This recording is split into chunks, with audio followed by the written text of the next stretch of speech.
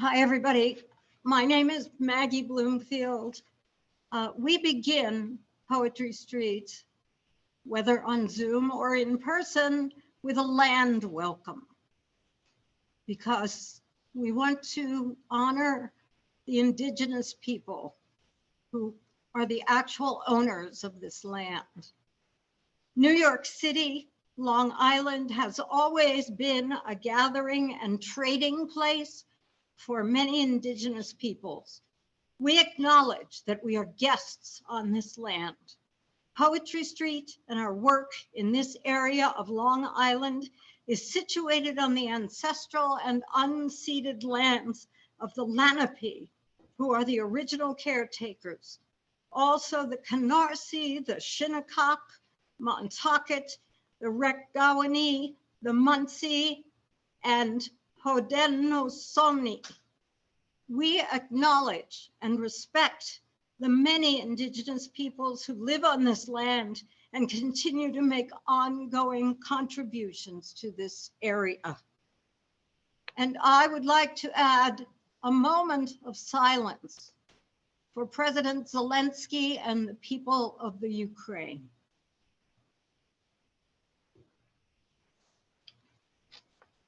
And now we will begin our afternoon of poetry.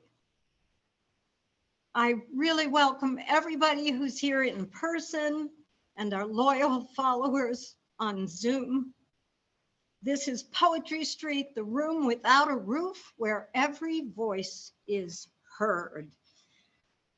My name again is Maggie Bloomfield. I'm hosting today without my compadre Chip Williford, who had the nerve to get a paying job today.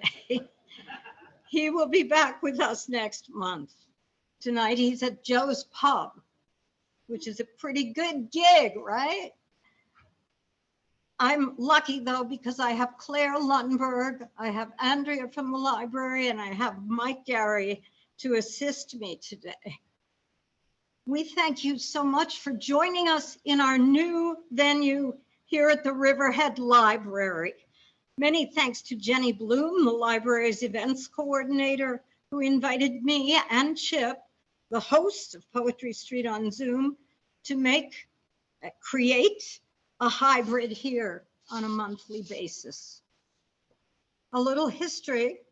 Poetry Street was created by Susan Dingle 9 years ago as part of an East End Arts Jumpstart project.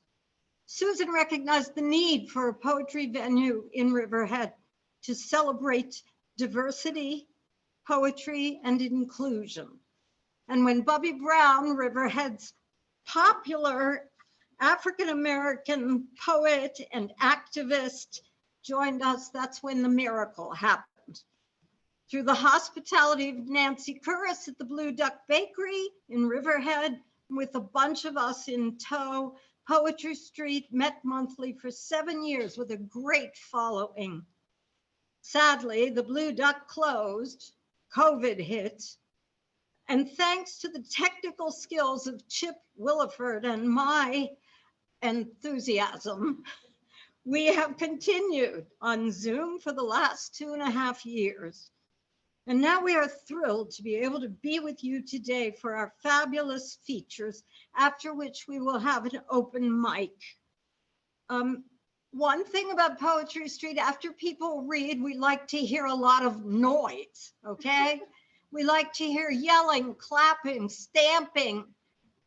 People on Zoom, unmute, make a lot of terrific noise for these wonderful features. We'll do the best to coordinate it all technically, or rather Claire will, I will not. And now, the features. Okay, the fabulous Rainer Pasca is a 16-year-old multi-talented performer, an actor, a rapper, a poet. He performs in music festivals. He stars in plays, one of mine, as a matter of fact, and features at poetry venues. He is currently starring in a chorus line and completing a second album while earning an IB diploma at Bayshore High School. His brother Atticus, by the way, played the drum for chorus line, or percussion, I guess is the proper term. Anyway, please help me welcome another member of this talented family, Rainer Pasca.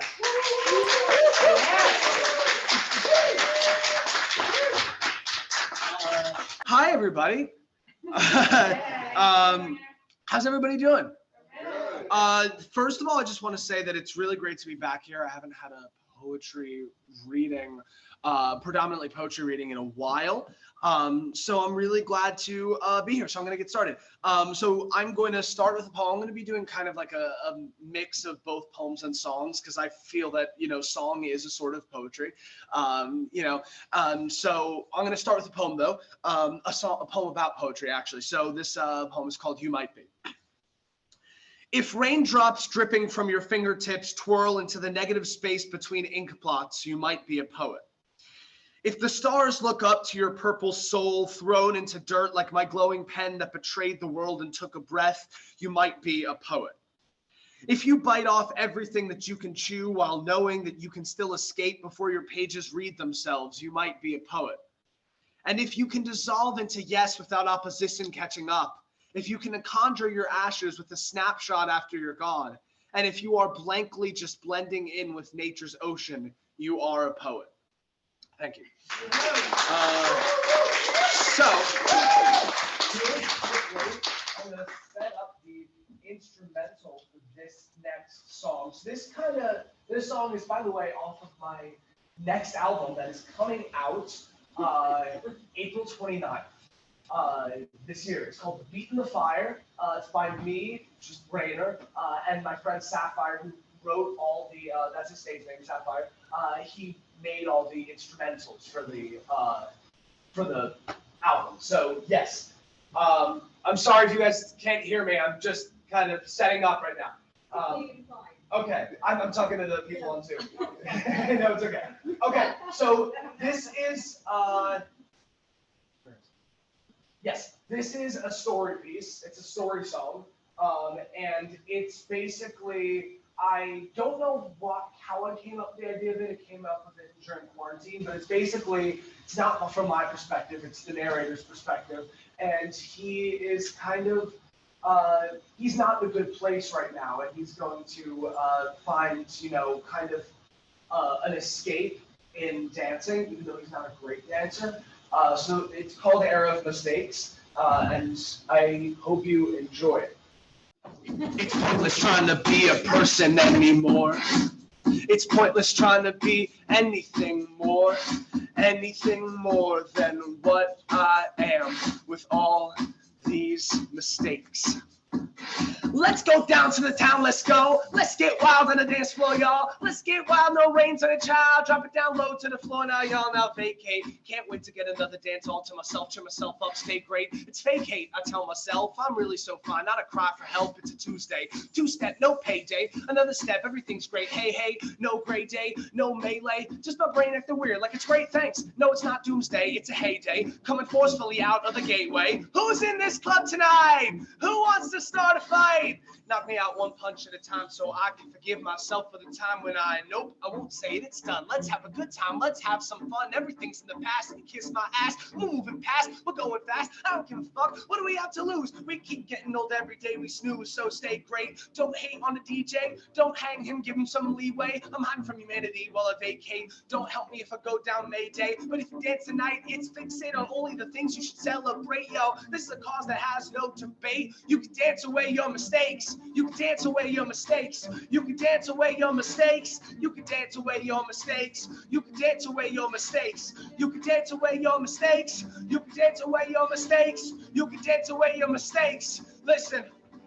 Let's dance tonight so you can take your mind off everything, so you don't feel yourself falling apart. Take that mind off that shit and feel what it brings. Dancing tonight might just feel your heart. So let's dance tonight, come on, dance with me. That's the one thing you should celebrate, 'cause all that matters is right now, can't you see? You can dance away your mistakes. And when someone writes a book on all my mistakes, I can be assured that they'll skip this night, because I can call an error of mistakes every other previous day in my life. And when someone writes a book on all my mistakes, I can be assured that they'll skip this night, because I can call an error of mistakes every other previous day in my life. Yo, I wrote a new chapter in my life soon as I stepped on that dance floor, and I felt like I could put all my mess ups behind me. Don't bring them up again, don't remind me. I want to know everything about myself, stuff, because I don't feel like I know enough. I never bothered to try to figure out just who I am, but I'll try right now. I'm a klutz who makes a lot of mistakes, but I'm also a dancer. Am I great? No, I'm not the best dancer, but what it did was to help me face the things that I never did. It didn't push it away. I'm feeling confused. I don't know where I am, but I don't want to push news. All the people around me dropped into silence. I'm slipping slowly into ultraviolet. I don't know where I am, but it's suddenly the whole world's in front of me, and a bam, and then I wake up still in my bed. I'll slowly start to realize that none of this is real. My error of mistakes has not met its end, and everything was fake. What I thought I could feel. My error of mistakes has not met its end, and everything was fake. What I thought I could feel. It's pointless trying to be a person anymore. It's pointless trying to be anything more than what I am, with all these mistakes. In a world where aliens hunt down human. Thank you very much. We're gonna go back to just poetry with no music. So this is called "This Poem is a Reflection." I wrote it from like a month ago after having a decently bad day. So yeah, this poem is a reflection. This poem wanders around in a forest at night with a duffel bag to collect all the stars it steals. This poem is currently in the process of being overthought, stretching, pulling itself apart. This poem does not have any self-respect and does not actually think it is a poem at all. This poem is throwing itself against a mirror until it cracks. This poem knows it needs to be rethought but cannot find a single line to edit. This poem is hoping to be more than what it most likely will be. This poem is a clock on the wall that tells the correct time 24/7 and is still somehow broken. This poem is an alarm, a siren in the form of an upbeat song. This poem has already gotten rid of 5 of its lines for no reason other than to just change. This poem is pomp and circumstance playing at a funeral. This poem is a cracked computer screen on stone ground. This poem is a new computer screen that was created yesterday. This poem is not too sure what this poem is about or how it will end. This poem stops writing itself down but does not end. This poem instead whispers the rest of itself softly as it goes to sleep. Thank you.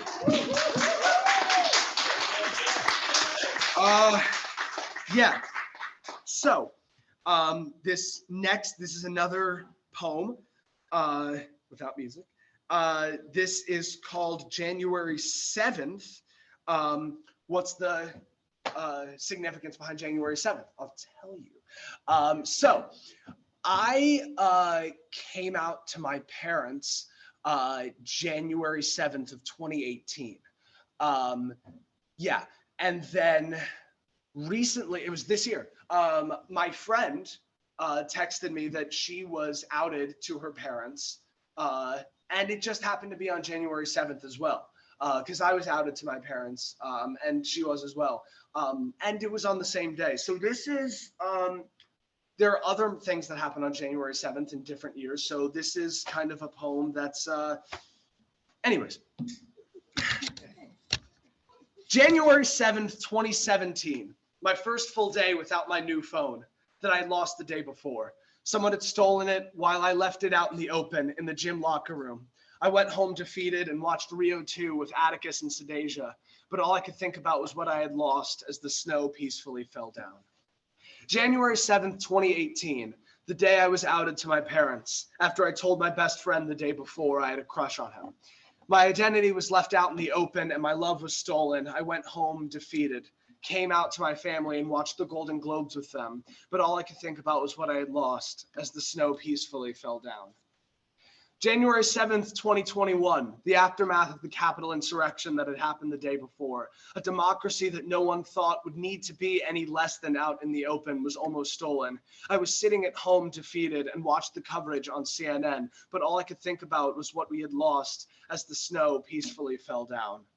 January 7th, 2022. Today I found out my friend had been outed to her parents the day before. Her identity had been stolen. It hadn't even been left out in the open. I am at home writing this now, staring at the window, knowing that you are not at home, wondering if you are okay, sleeping at another friend's house. Do you feel defeated? What are you watching to pass the time? All I can think about is what you had lost as the snow peacefully falls down. Thank you.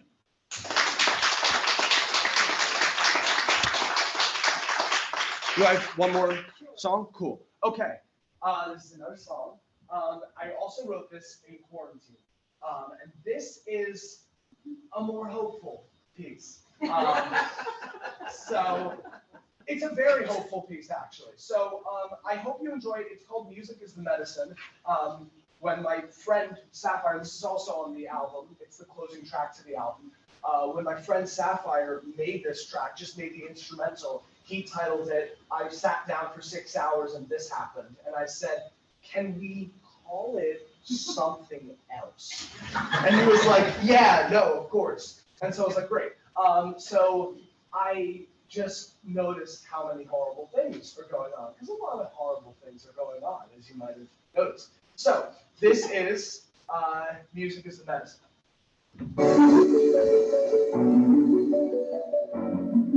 And yeah, if there's no encore, thank you all for listening to me. This is my last. If you take something away from this song, then make it this. Music is the best medicine when the world is gone to shit. Listen when it's all burning behind you, sing through it. That's the whole point of rap, and that's the whole point of music, so you know when to use it. It's an oasis, a pool of cool water in the desert, it seems sacred. If that's the metaphor where we're living is bone dry, and music is hydration so your voice doesn't die. Listen, I know it's hard, but like Pac said, keep your head up. After quarantine and protests, all the hard work makes you fed up, but you can fight another day. I know that there's a strength in you. Come here, give me your hand, let me lift you. I believe in you, and if you cannot see the light that I can see within you, just put on this record and play it, let it continue.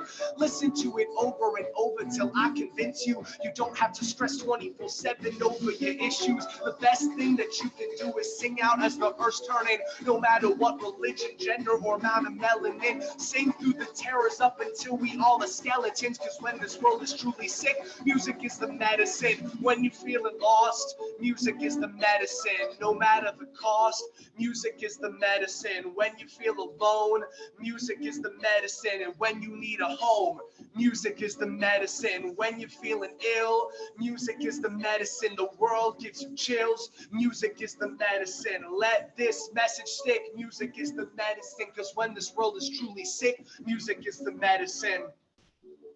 Let your guard down and stay true. Remember, you're not the only one who exists on planet Blue. Remember, people are dying to your left and to your right. You always have two options. You can help or you can hide. I hope you understand now. I hope that now you'll help, whether signing a petition or wearing masks for others' health.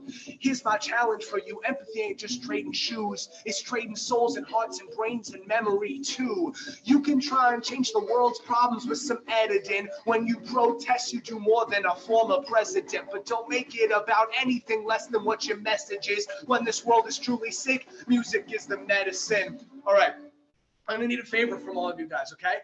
I'm gonna do the next chorus, and then when I point to you guys, you're gonna go, music is the medicine, okay? You guys think you can do that? Great, okay. When you're feeling lost, no matter the cost, music is the medicine. when you're all alone, Music is the medicine. when you need a home, Music is the when medicine. you're feeling ill, Music is the when the medicine. world gives you chills, Music is the medicine. let this message stick.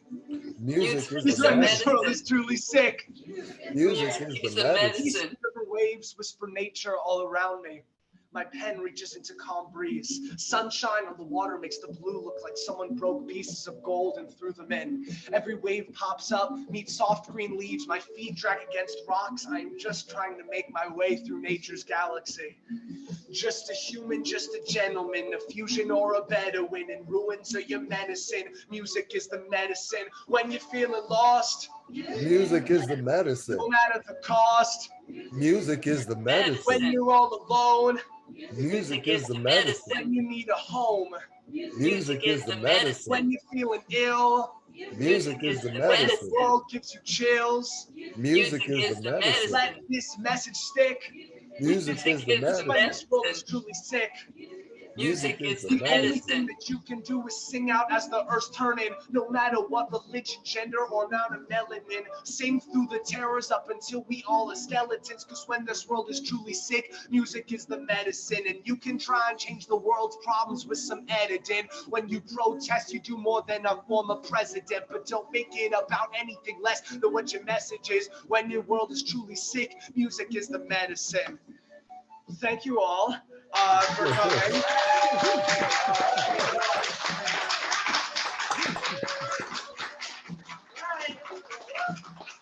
Wow. Do we think this young man has a future? Wow. Unbelievable. Unbelievable. Thank you, Rainer. Thank you so much. Before I introduce the next wonderful feature, I forgot to mention that the wonderful audience on Zoom, if you wish to participate in the open mic, just put it on chat and Claire will take care of you. Thank you. Our next feature is the marvelous Barbara Segal. She is a wonderful poet from the West. She focuses a lot on spiritual, wonderful things. And we are so proud to have her with us today. I've heard her many times on Zoom. This is the first time in person. Please help me welcome Barbara Segal.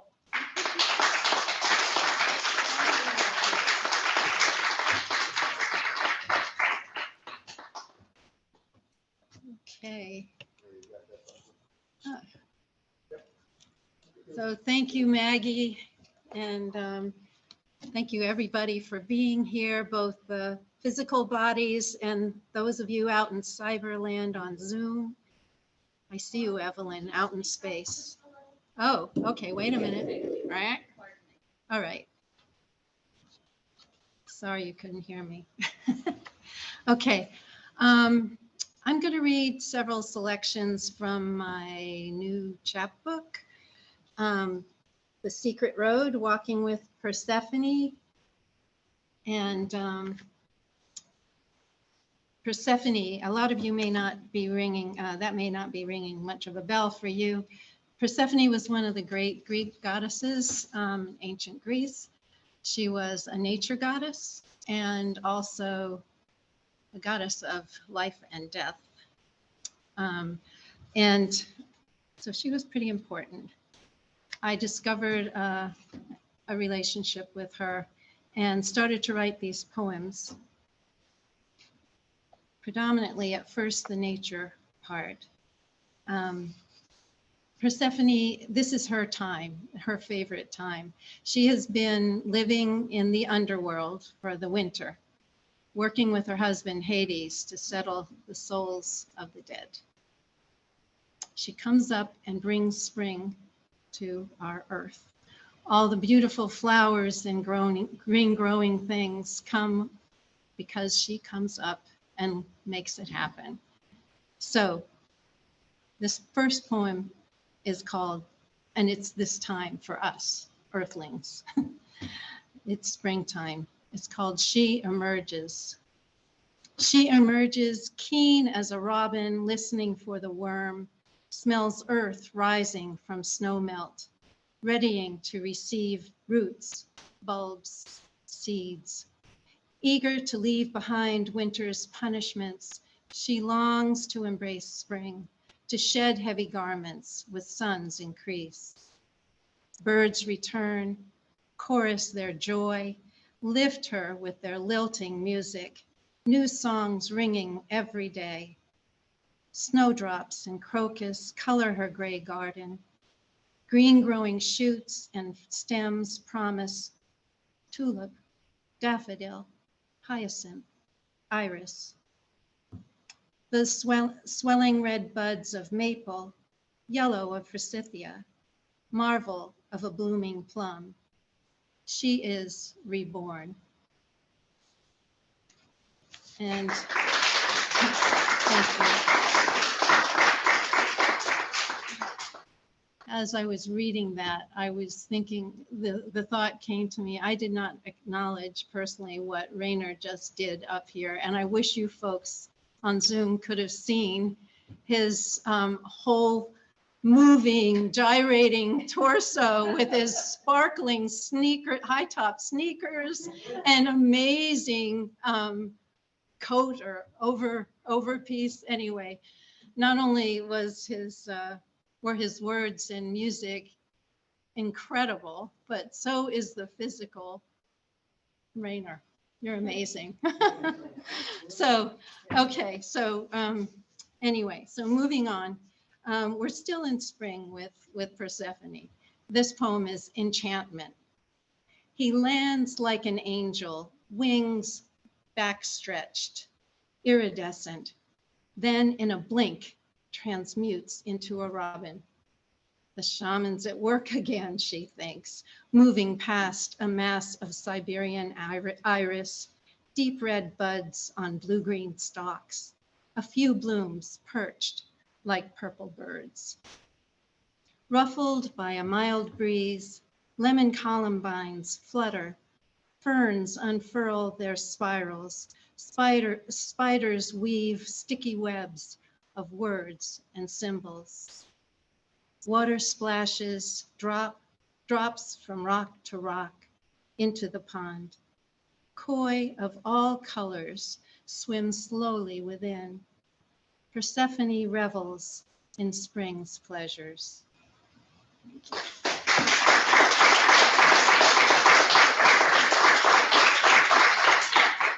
Okay, now moving on into this book kind of travels through the arc of the seasons along with Persephone.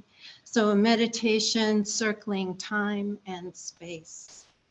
Murmuration of birds, kaleidoscope of sky, air and clouds vast to horizon, land and water interweaving, sun and rain exchanging, cycling the wheel of water and salt, of eddies, ripples, waves, and tides, time turning in arcs and orbs of earth, moon, sun, and stars, spinning, revolving, ever-changing, tumbling, moving, rearranging.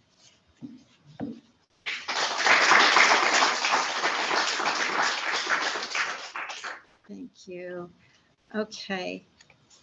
Now, on the cusp of November, I feel the earth turning away from the sun, moving on in longer shadows, darker skies. Leaves lose their vital green, let go one by one, tumble to the frosty ground. Mallards huddle at the harbor, fly out by day, migrate to southern light. I observe my flowers seed and die back, harvest squash, tomatoes, pick apples and pears. I too will soon release, retreat, shelter within until sun's return.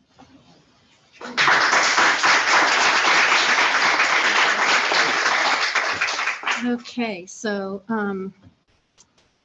yeah, as a nature lover, a gardener, I love birds particularly, but I didn't read any poems with birds this time. Well, a little bit, but anyway. So now the second part of a strong connection with Persephone is the more somber part, the death and dying part. For 10 years or so, I was a hospice volunteer. I gave Reiki to the dying and to their family members and friends who were at the hospice inn in Huntington.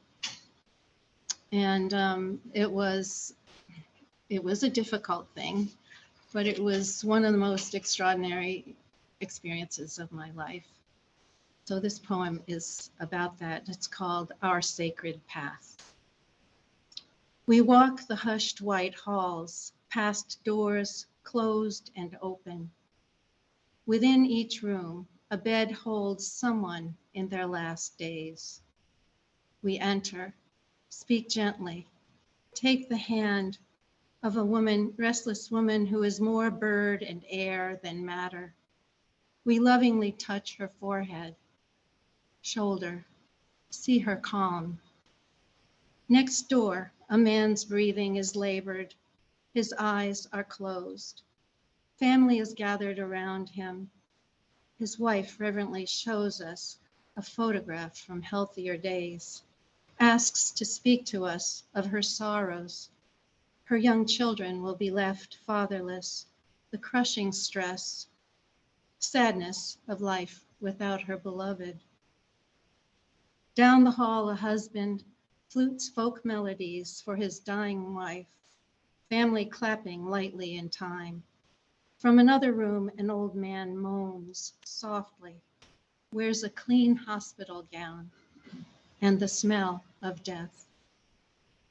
Together, we minister to the dying, honor the sacredness of life and death.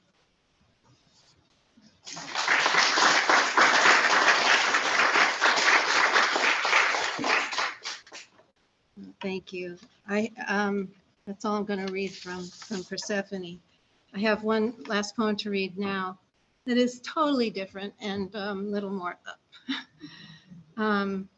little of the imagination. It's after Friedrich Mayracher, the Austrian poet. Namely, as the gray mouse nearly enters, is the title. Namely, as the gray mouse nearly enters the drain pipe, the fast falling snow blows a veil of illusion around him, and the sharp-sighted owl sees no mouse, sees white, only layer upon moving layer of white, shifting and sifting across her world, measuring the time for existence and cold on an unexpected clock, as wind hammers and screams for absolution, or at least the dissolution of samsara, that endless wheel of suffering. But what did Mouse know of this? Namely, as he was cold, wet, and hungry, he was suffering, and hadn't Buddha promised a way out? But as he was so tiny, and his world was so very cold, and he was absent morsels needed to keep him from death, what could he do? Climb quickly, search for warmth, for shelter, food, namely, as the snow fell so furiously and far, and he was well up the pipe, he continued, scampered and scraped his way up, up and up and up, his feet near frozen, but fleet nevertheless, as he traveled on, and namely, as he climbed, he felt more warmth issuing around him, and felt he might make it, might live to tell the tale of the snowy night that became soft and warm and welcoming. Thank you.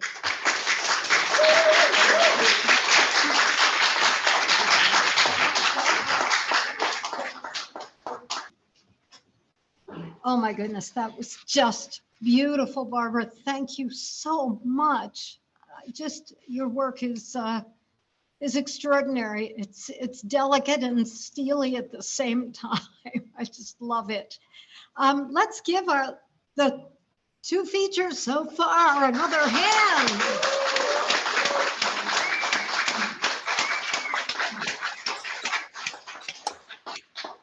Maggie, Yes? we have a little feedback in the chat from our Zoom participants. Oh. Gladys wants Rainer to know, wow, that was terrific. And T.A. Miles says to everyone, a truly noble endeavor, Barbara. And J.R. Turret says gorgeous, melancholy, poignant tribute to life and death. Thank you, Barbara. A moving set, Barbara. Thank you. Edie Coonan says gorgeous poetry, Barbara. Thank you. All right.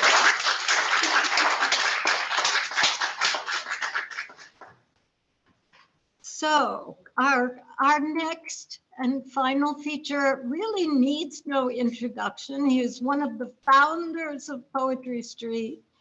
He is beloved in Riverhead and anywhere else in the world he appears. He's an activist and a community leader, and we love him so much and are happy to have him featured today. Bubbie Brown.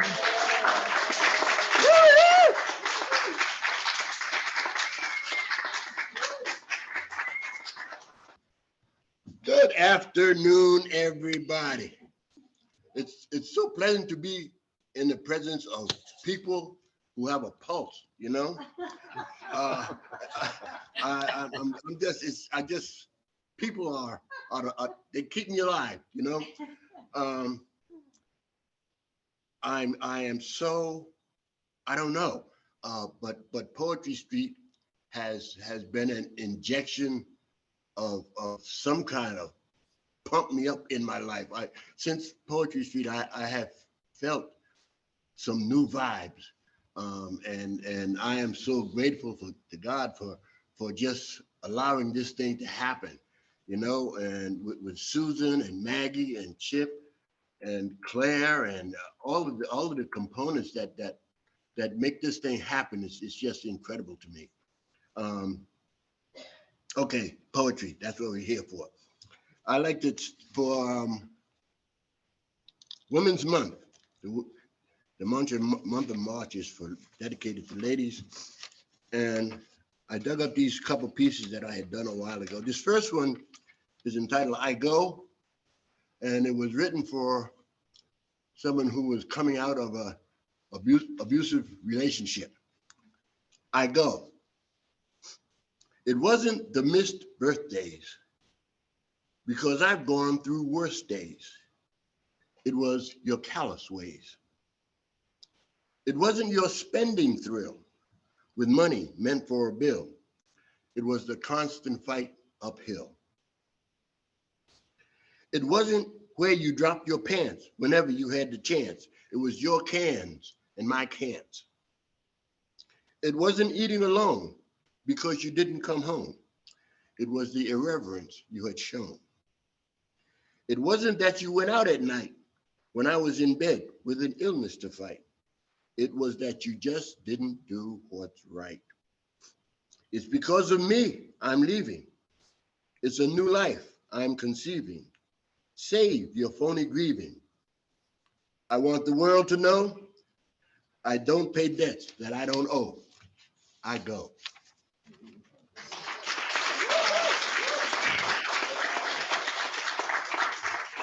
And this next poem, I Am Woman, don't take that literally. It was written, I think that I am extremely blessed to have grown up in a house that was predominantly women. My dad died when I was like a teenager, and I had 4 sisters and no brothers and a mom. And I think growing up in that environment, I am very sensitive to certain things that women have to go through that is like over our heads as men. So I am woman. With arrogance, I stand before you. With confidence, I'll tell you why. With God-given grace and strength within, someday you'll look me in the eye. You see the reins that you hold on me can't hold me back much longer.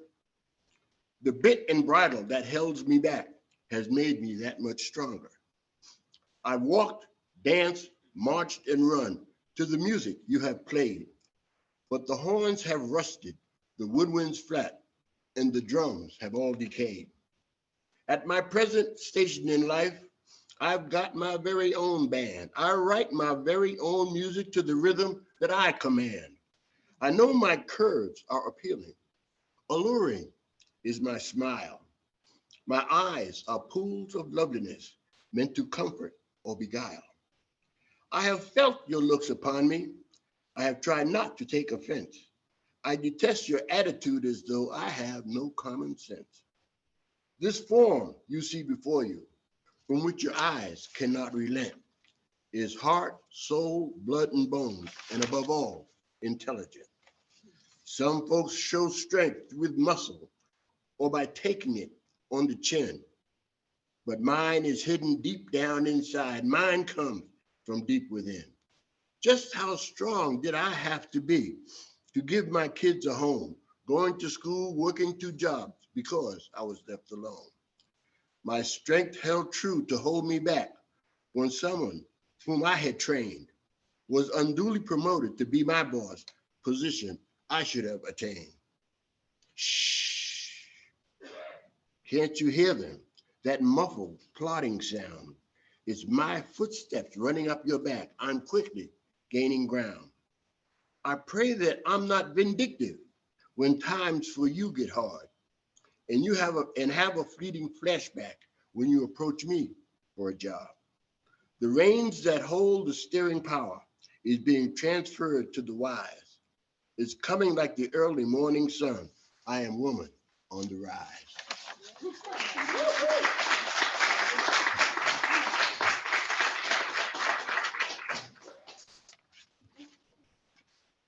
Musing.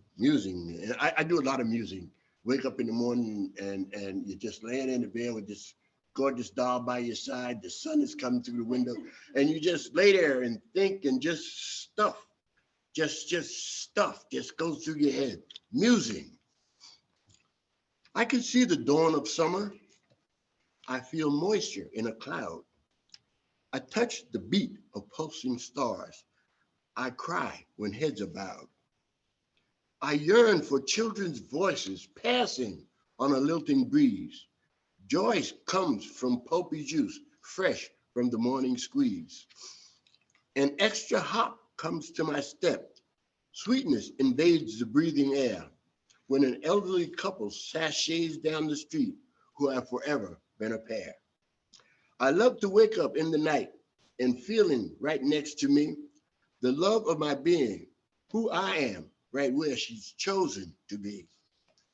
I can smell rich music from rosin violin strings, or from puffy cheeks blowing brass, or when a vocal cord sings. Sometimes I feel so in tune with life, in touch with real important stuff, like eyes, ears, fingers, and heart, and they are quite enough. I need these musings from time to time to counteract sickness, death, and war, and to anchor down my sanity. That's what God gave them to me for. So when life's burdens press your soul, when problems vex your livelihood, some things are meant for you to fix after you've done all that you could. Golden rays of sunshine splash across covers on my bed. Another day to muse and face the day that lies ahead.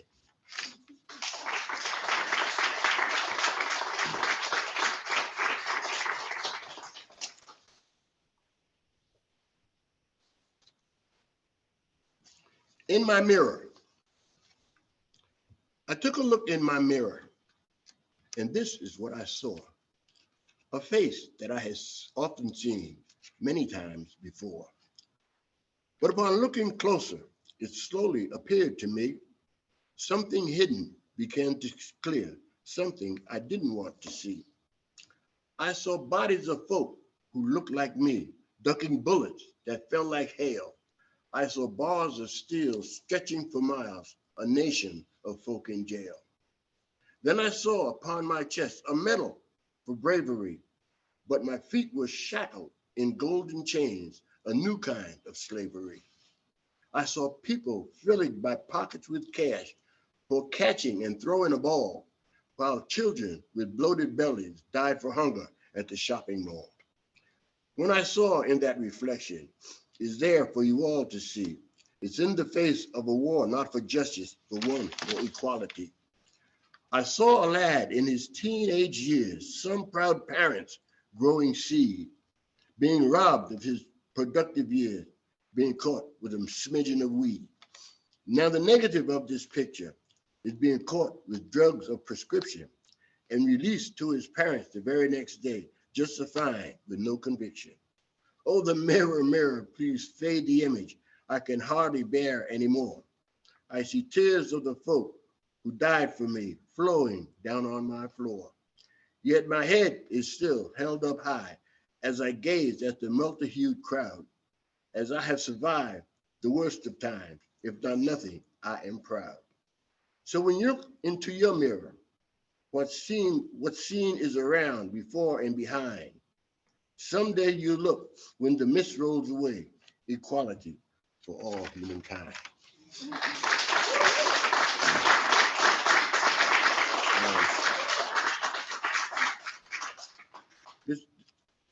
I do this poem all the time, and whenever I have a chance, I do it. And the bothering part is the people that should be listening to it are not here. This poem comes with the preamble. It's written and dedicated to that endangered species, the African-American male, who has given his life in wars for this land in disproportionate numbers, who is incarcerated in the prisons of this land in disproportionate numbers, and who is imprisoned in his mind by illegal controlled substances in this land in disproportionate numbers. It's entitled, It's Time. It's time. The time for revenge and blame is long past. Let's look the future anew. God has led us safely thus far. Now it's time to do our just due. It's time for my young brothers to stand tall with pride and grace and be a living hero to some small child of this proud race. At times, standing tall can be a problem when the fashion plate decrees that it's cool to shuffle with your hands in your pockets and your pants down to your knees.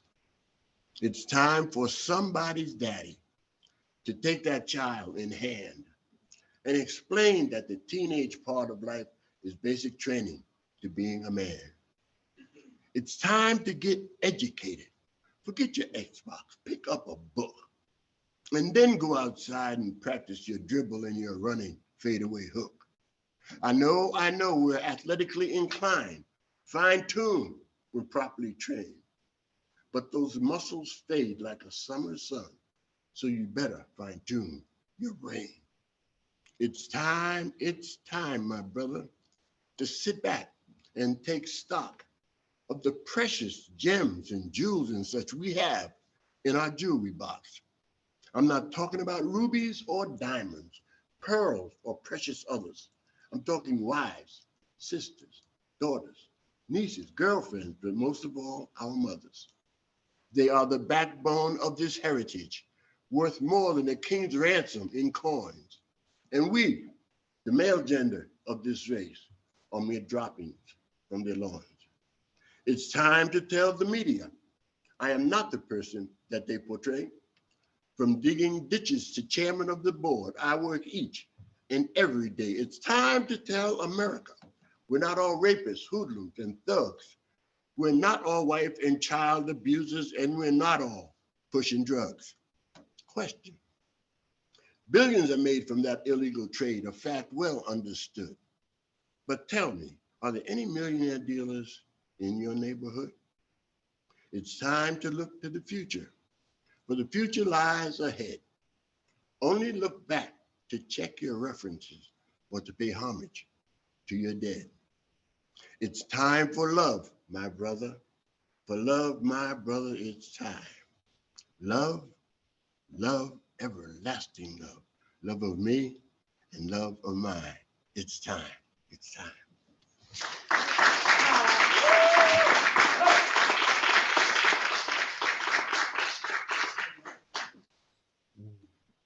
I like this one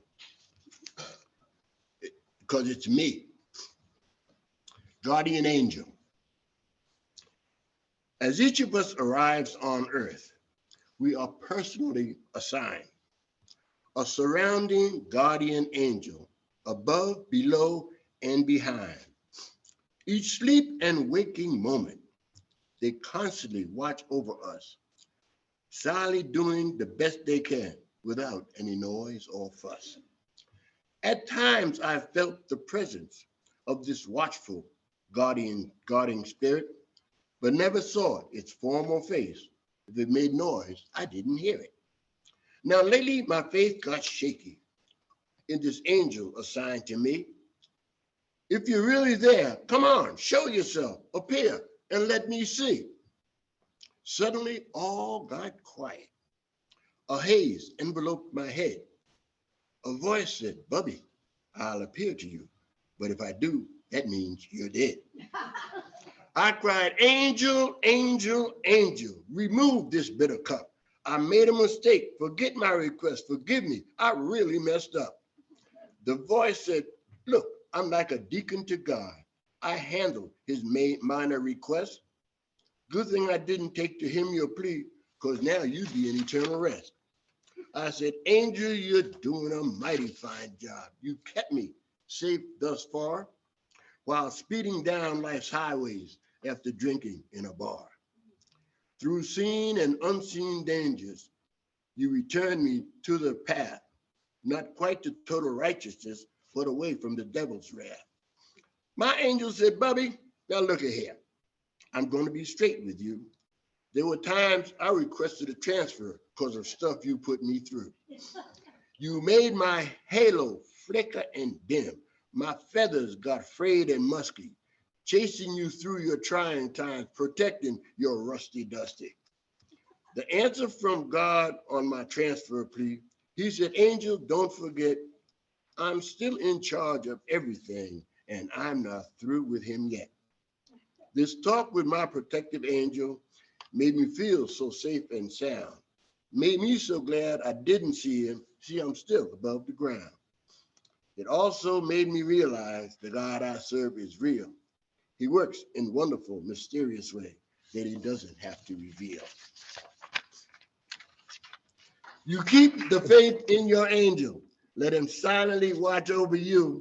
In time, he will reveal himself to you when God says your time is through. Now you can clap.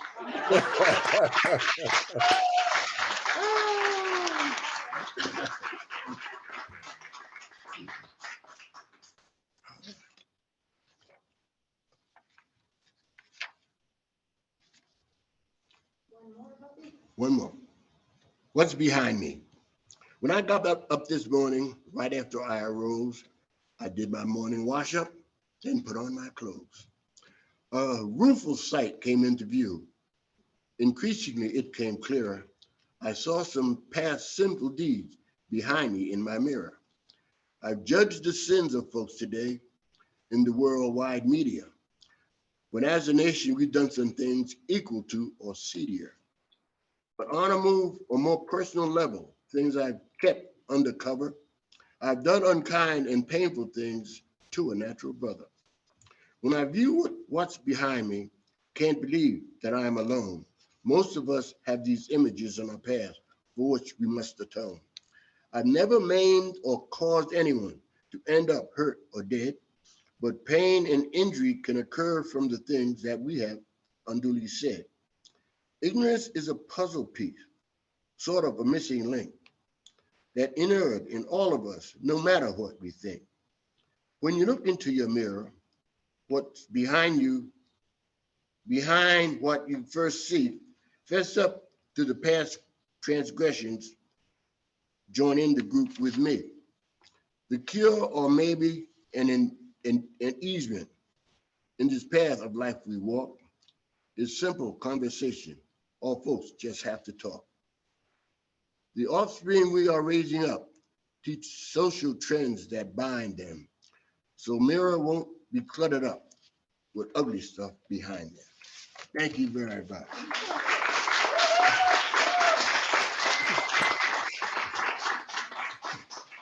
Oh my goodness. Let's hear it for Bubbie Brown. Woo! Well, I'm verklempt from these features. They're just, what a beautiful, wonderful group of talents, real talents. How lucky we are to have them in our midst. We're going to move on into the open mic, but before we do that, I'll go over the rules of the open mic. Yes, Could I just give you some feedback from our Zoom? absolutely. C.A. Miles says, great message to the musical poetic rhythms, Bubbie. Gladys says, love the rhythms of your poetry, Bubbie. What a fine reading. Dee Spongy, I apologize. That's, you got it. God bless you and your words. Thank you so much, Bubbie. And T.A. Miles says, great set, Bubbie. And we have only a limited view of who's on the screen, but a few more people have joined us. Oh, and now you can see Susan. She's among us. Yes, Susan Dingle in the house. Whoa. Welcome, Susan, in her red beret. Chapeaued, as usual.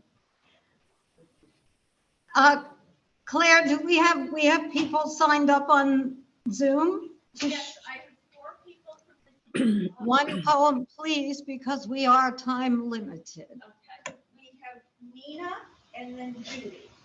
Nina, come on up, girl. She's one of the mothers of Poetry Street. I'm just still recovering from hearing everybody. I can't believe, I just can't believe how wonderful Rainer has been, and Bubbie and Barbara.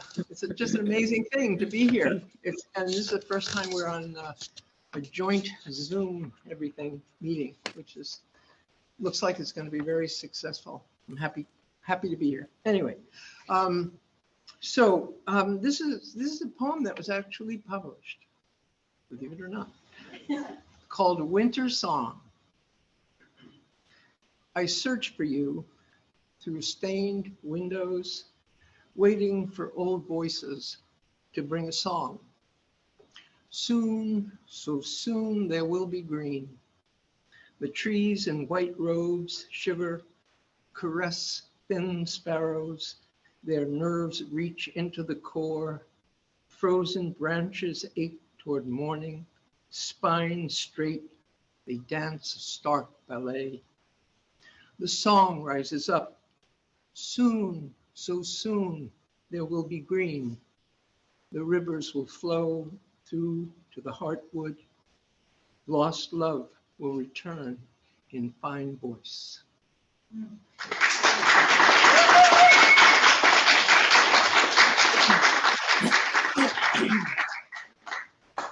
I'm so happy to be here. I can't tell you, it is wonderful. It's been a long 2 years.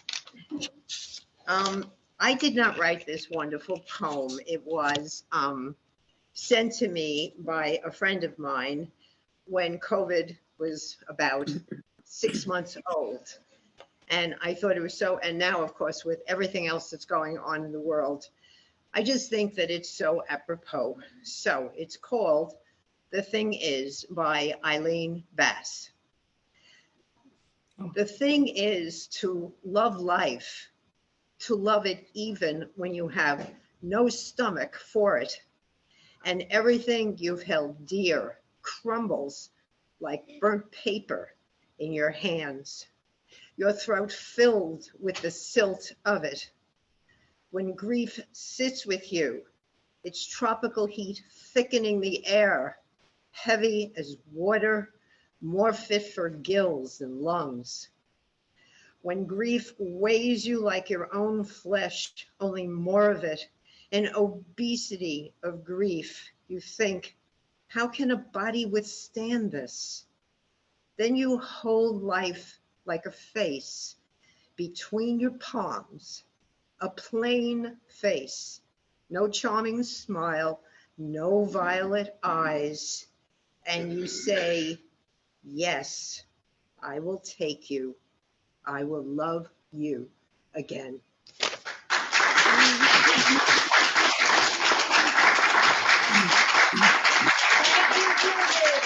Introducing Leslie Simon.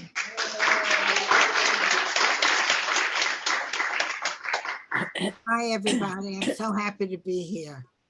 The poem that I'm going to read happens to be also about the pandemic during the time when we were quarantined and we weren't allowed to leave our houses.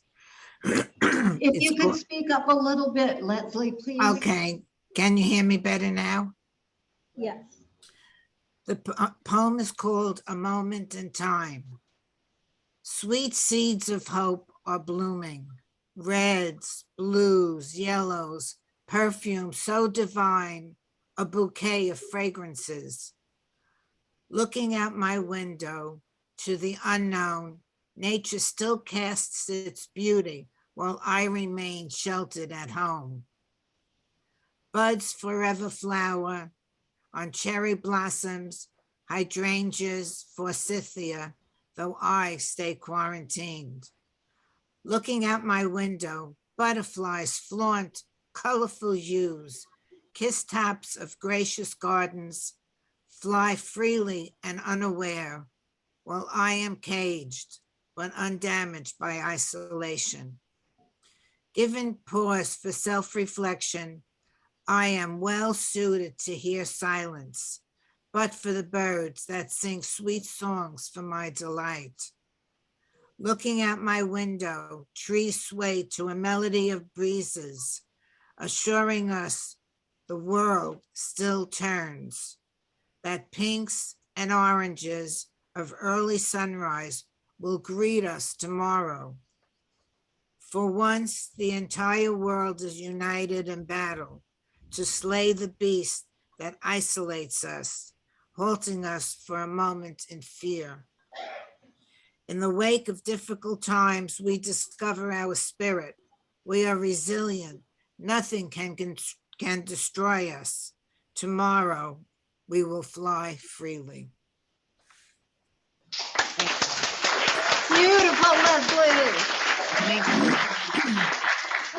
you. Claire. Next, if JR would unmute, and JR. Woohoo! Wow. Thank you, Rainer. Thank you, Barbara. Thank you, Bubbie. Great readings. Thank you, Maggie. And thank you, Claire, for making this the next best thing to being there. Okay, my poem is from Midnight on the Eve of Never. This poem speaks. This poem is free, not shackled to conformity, not bondage to formality, doesn't want to save your soul from perdition.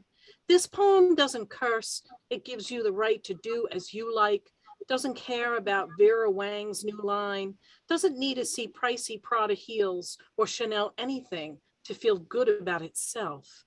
This poem doesn't care for folk music, yet it loves folk tales where the villain wins. It doesn't want to own you, change you, color your hair some unearthly shade. Doesn't feel like you're superior or inferior, doesn't participate in pissing contests or engage in social media debates about race or creed or want to start a protest. No mob stopping traffic for an injustice that doesn't touch this poem because it's not motivated by hate.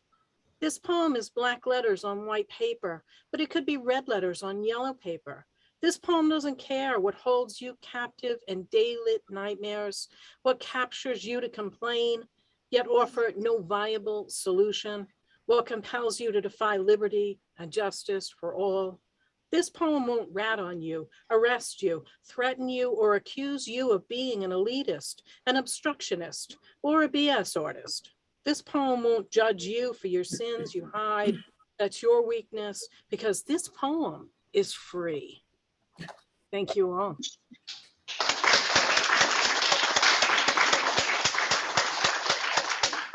Beautiful reading so far.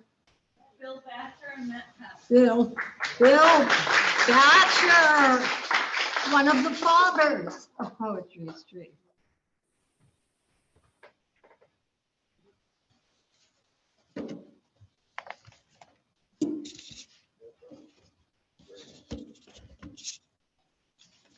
Okay. This poem is just proof that you can find inspiration in anything.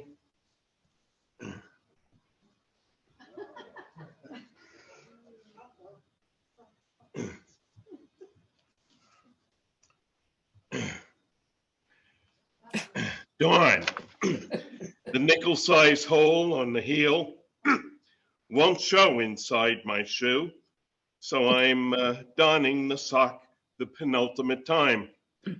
Why waste a perfectly good pair, I feel. I remember my frugal mother, darning egg in hand, selects the gray that matches the sock. She starts to lay one woof thread beside another.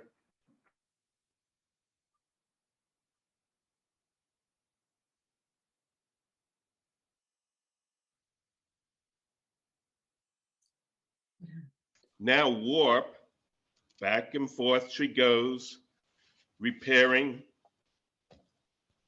holes in family hose.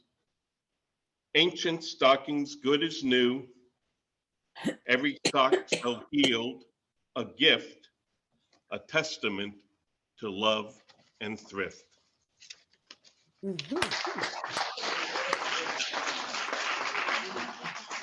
Oh, it's Matt. Matt. I got something to play. Yeah. Keeping it moving a little bit.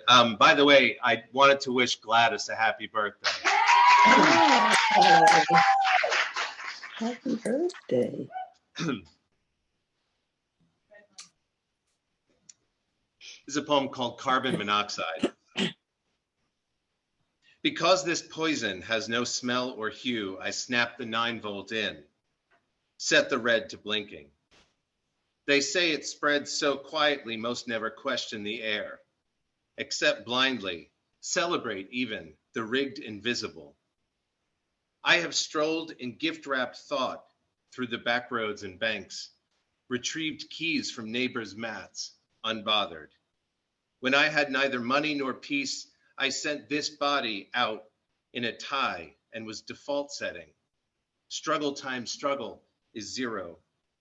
This is not about multiplication. While pumping gas, I fixate on digitized dino dollars and drink in the moon. Certain epithets won't ring from passing windows. Story number 1, a parent calls about my not standing for the pledge. My principal casually asks me by the lockers if it's true, and I say yes. He nods and walks away. Story number 2, after Eric Garner's murder, the only black male teacher in our building wears an I can't breathe shirt to school.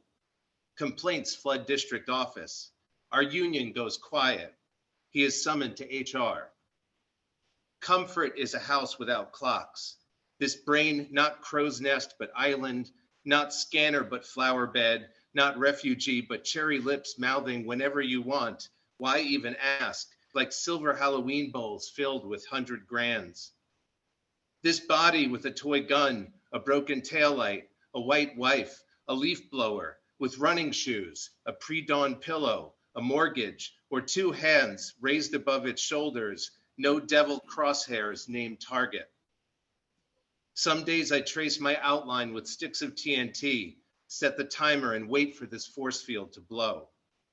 Only it bellows back with lawn jockeys and wallet-gorged enslavers, with Mr. Softy plantation jingles and nepotistic ass savers, with Brock Turner futures worth more than Trayvon pasts, with its Rushmore 4 and Santa Maria masts, its sock hop nostalgia and stacked court psychosis, its Cayman loophole corporate symbiosis, its libraries and clinics nowhere near those who need them, its crops never sold to the workers who seed them.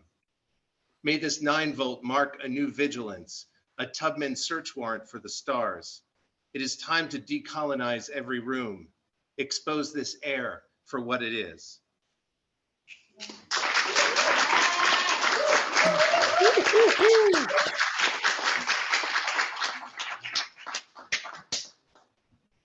All right, Matt. Yeah. Thank you. Claire, next two. Yes, we're back to Zoom, and first TA T.A. Niles, followed by D. Spungen. Okay, next up, T.A. Miles.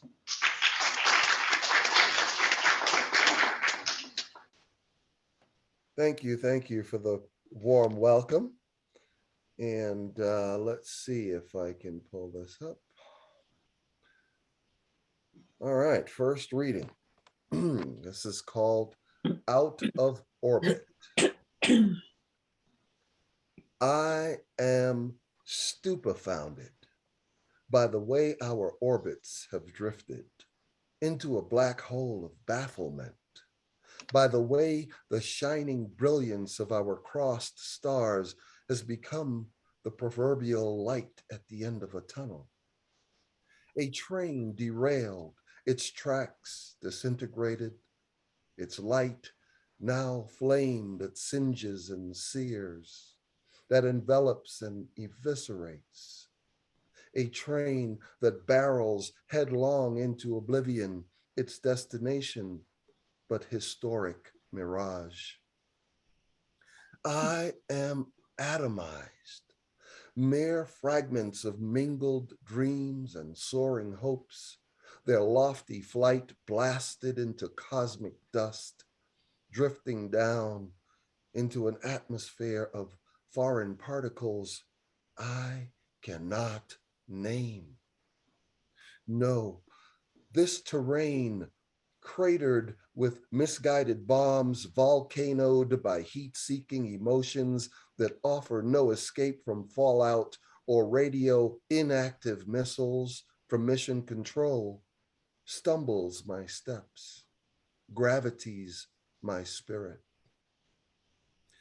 I am tethered only by a line fraying and fragile as the spinning darkness sucks me into a vortex of dazzling disbelief that hearts so ablaze with promise could be so utterly extinguished by doubt, fear, despair. Like shooting stars winking out in eons, masquerading as moments, diving to a death that's already been mourned, a forever grief that cannot be lifted off this capsule of my being.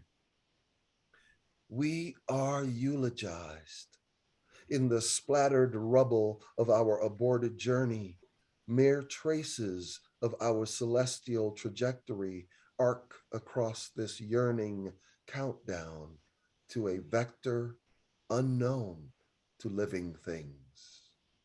Thank you.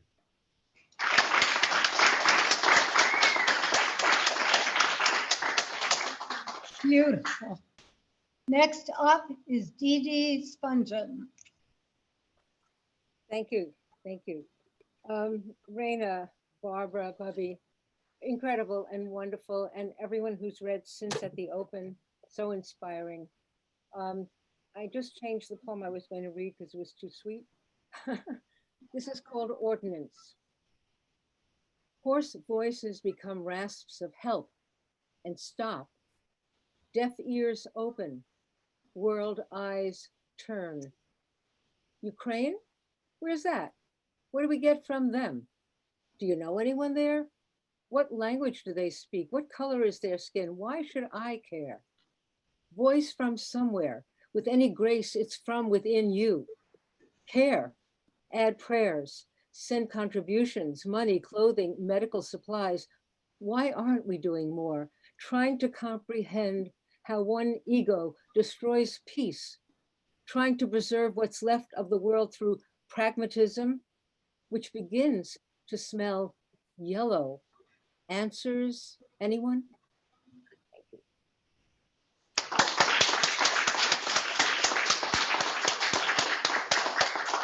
Thank you, Dee. Next up, let's give it a shot, Linda.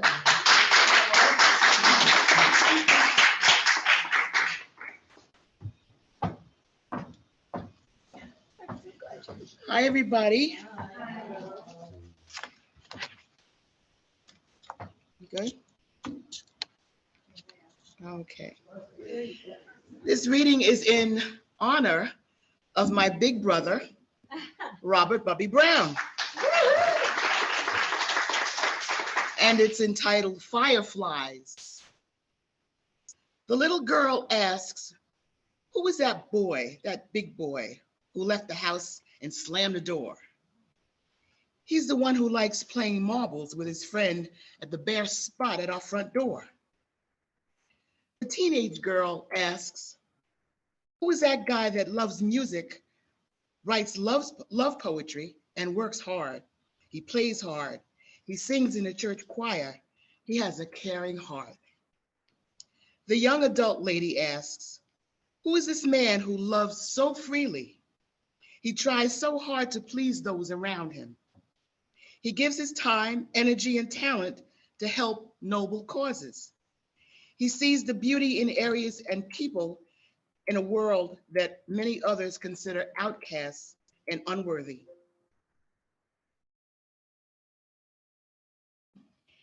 The adult woman asks, who is this man who has committed his life to serve others?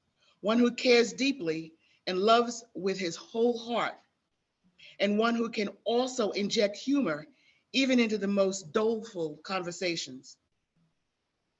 The mature adult woman can answer the questions. The boy who slams the doors and plays with marbles, the guy who loved music and poetry, the hard worker, the one who loves freely, the one who lends his talent and gives his time, the one who sees beauty in a sometimes ugly world. That boy, that guy, that man is my brother, my friend. Through it all, through all the stages of his life, and through all the afflictions he may still endure, he has peace of mind, peace, body and soul, and can be at ease and marvel at the light of fireflies on a summer night.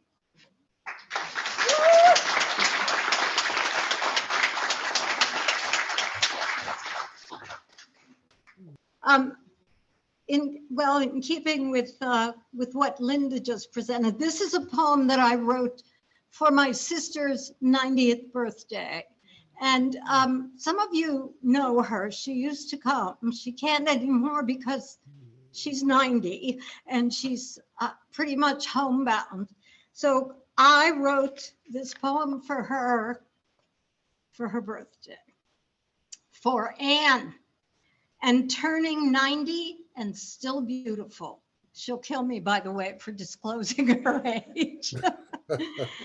And turning 90 and still a seeker, and being 90 and often cranky, and being 90 and still with a sense of the humorous, and able to make fun of thy own discrepancies, and being 90 while retaining an urban sensibility regarding clothing and jewelry, and still and always in love with thy adorable spouse, who along with her adorable spouse, who along with many shawls and blankets warms thee in the sauna of thy house.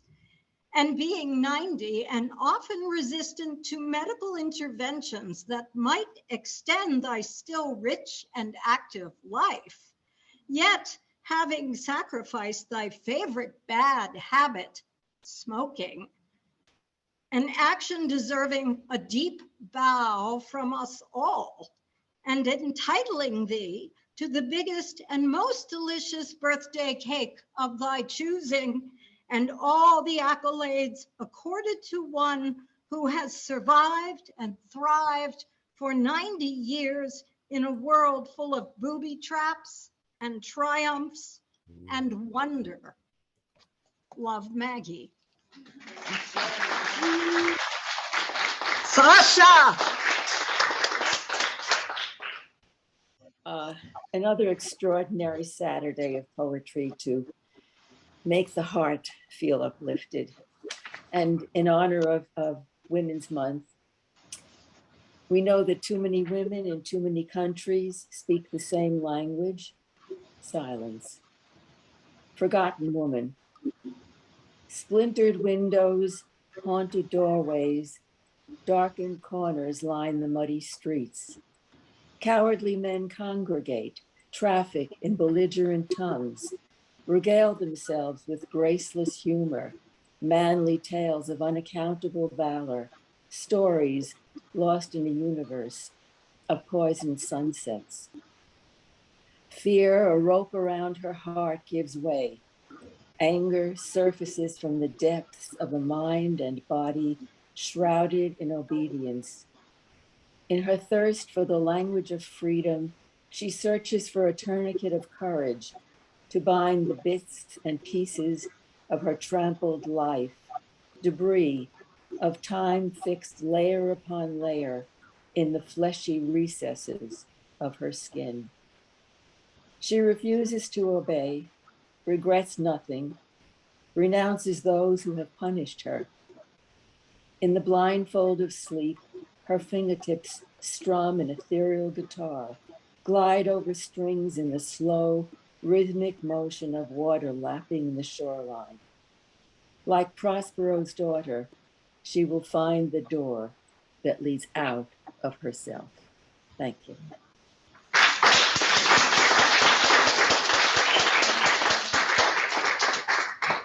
And now the beautiful Pramila.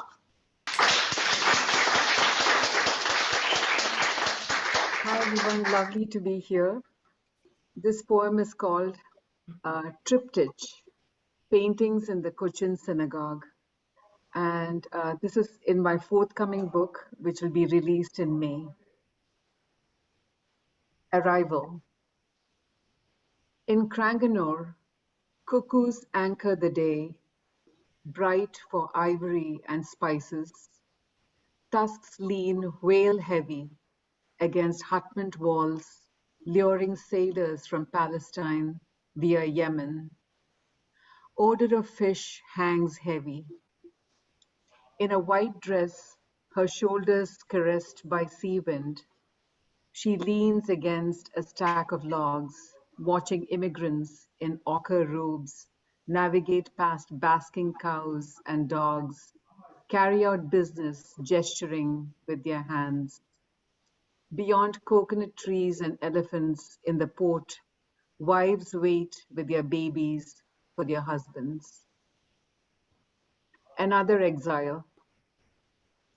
Oh, the sea turns deep blue, the blue of urgency. We don't despair. The sea has rescued us from the Portuguese, torching our homes in Cranganore, beaching us here on Cochin sands. Gifts pour in, we draw stars on wet mud, follow footprints of the Raja's men from the palace to our homes. Later, Ma Babu El Haharam, how beautiful upon the mountains, rocks us to sleep. Domestic. Sing the parrot song, she begs her mother on Purim. They dance around the room, stepping to Palodu Param Tharuven Payankaliye. At night, the little girl dreams of her dear bird pecking at a dessert of milk and banana. The moon's rim lights the clouds. Thank you.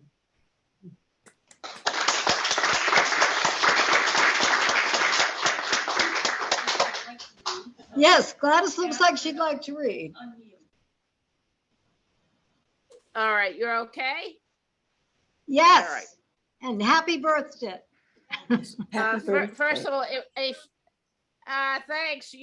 Thank you so much. You turn 80, and as my father used to say, fooled them again. Anyway, this poem is called this poem is called Flag Etiquette, and it's changed if you had heard it the last time. And in America and every country, there's etiquette that has to do with the flag and how it's displayed and when it's displayed and if it's displayed. And this poem is about flag etiquette. blood on the ground. Charlottesville or any town, yours may be next. Hatred is an equal opportunity employer for those who choose. And what if our flag is used to wipe up the spilled blood of the blameless? Slaughter made acceptable. How would we fold it then? According to protocol, with salutes and trumpets, well orchestrated strains of the anthem blaring into our dumb-struck ears. Neatly, ever so neatly, would we place the flag into its preservation box? Hungry maws waiting. Democracy will explain how the blood got there, if any of its remnants remain. Thank you.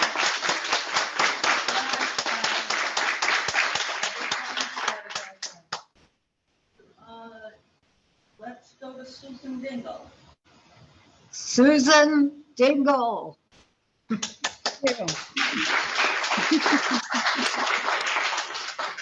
Thank you, Claire, and thank you, Maggie, and thank you, Poetry Street, and Rainer, and Barbara, and Bubbie. Oh my goodness. Due to West Coast math, I was not able to join until an hour in, but I hope that I won't have that problem next month because I'll be with you in person. Today, in honor of Gladys's birthday, I hope, Gladys, you won't mind, I'd like to read a poem written by Gladys Henderson from Eclipse of Heaven. Oh. This is called Wading the Tide. She wades into the water, turns her back to the tidal current. It is warm and gently holds her body in a silken scarf, flowing with stands of light and shafts of eel grass. Off the beach, waiting its turn, the high tide idles in striking blue. She measures distances. The place her feet first left the muddy bottom, the narrow passageway through the lonely inlet, she must swim alone once the tide has changed.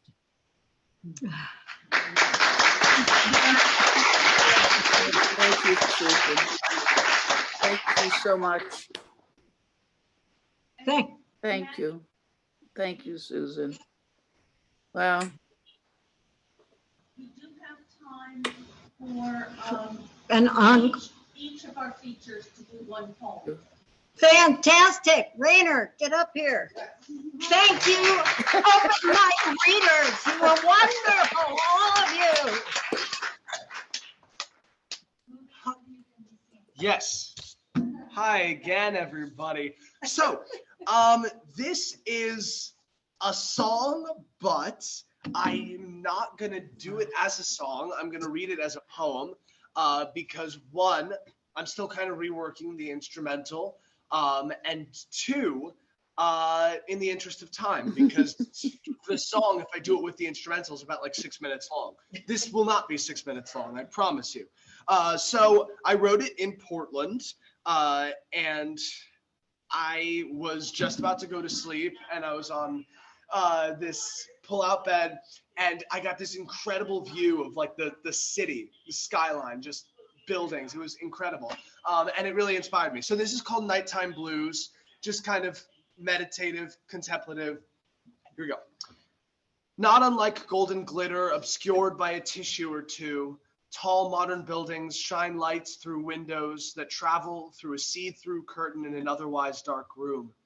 As for the people in the lit-up rooms, I wonder what they're doing up so late, and if they're missing something alone in a streamlined, all-white minimalist workspace. With a cup of coffee and a MacBook Pro, a lamp turned on as they FaceTime their kid. I'm reaching out to the people of the earth. having the nighttime blues while staring at nighttime blues in the sky, dark, light, and midnight at 9 o'clock at night. Rising up from my bed, I see the skyscrapers, some lights on, maybe from insomniacs in apartments, or a late birthday party, or a made-up scenario by a boy in the dark staring out at the night sky, and everything below. I am standing naked on top of plexiglass that lies directly beneath the lowest cloud, staring down below as I see one lone man talking to himself underneath a dim streetlight. I cannot go to bed. When will they all go to bed? I'm reaching out to the people of the earth. When everything is lit only by the moon and pure distance, everything starts to make sense. We come to revelations in our sleep, wake up early in the morning and shrug in shallowness, dismiss our brighter selves because of the dimmer setting. Nothing makes sense anyways, so who's to say a fever dream isn't reality when there are truly tests of how alive we really are? I once saw the entire universe grab me by the throat and jerk me to different directions. I was sweating in my pillow. I wondered if it was real, and was it? Or maybe it's not as deep. Maybe the answer is at the surface, within the small hole in the lid of a coffee cup. Or the subtle smiles that we express only the strongest of emotions through, or an imperfection in a brushstroke. Maybe that is where the secret to life lies. Or does it lie within the hands of the people, the same people behind the windows of a bright apartment, harmonically shining their lights into the depth of a dim blue night? Thank you.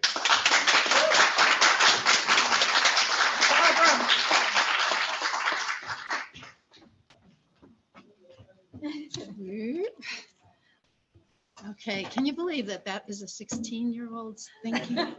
Wow, amazing. Okay, so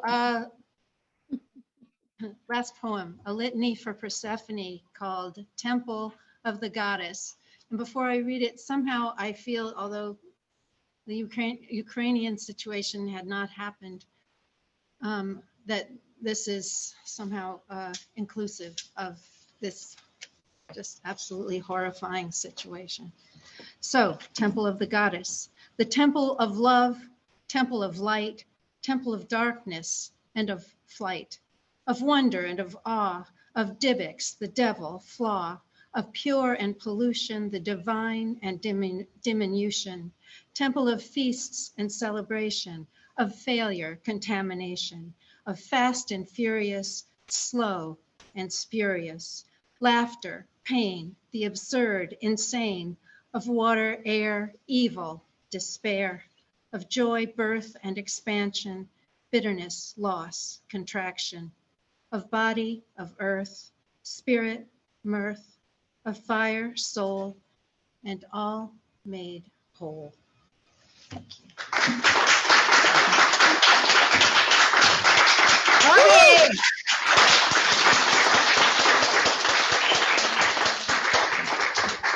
Music. Music, music, music. There's music everywhere. There's no escaping a lilting tune as it floats through the pristine air. Music fills our hearts and souls since our tongues learned to rhyme from the birth of all our languages, from King David to Ray Charles' time. Songs of praise have lifted spirits, have eased the throb of pain. A dose, a milligram of a lullaby, a comforting, healing refrain. A song that healed the broken heart of a jilted, angry lover, erased the oath that they had sworn that there'd never be another. And then there's fed a hungry ear, a meal without a word, that's sung from the limb of a tall oak tree, sprung from the throat of a bird. That great voice we all have, talking is half of how we use it.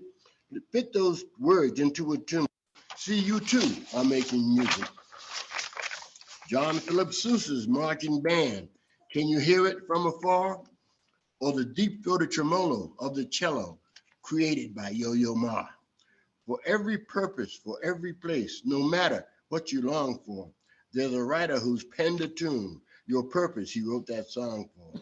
A world devoid of music, like a job with no wages, like a beautiful cover on a book with nothing written on the pages. Music, music everywhere, a treasure I hold dear. Sometimes it resonates inside my head, meant only for me to hear.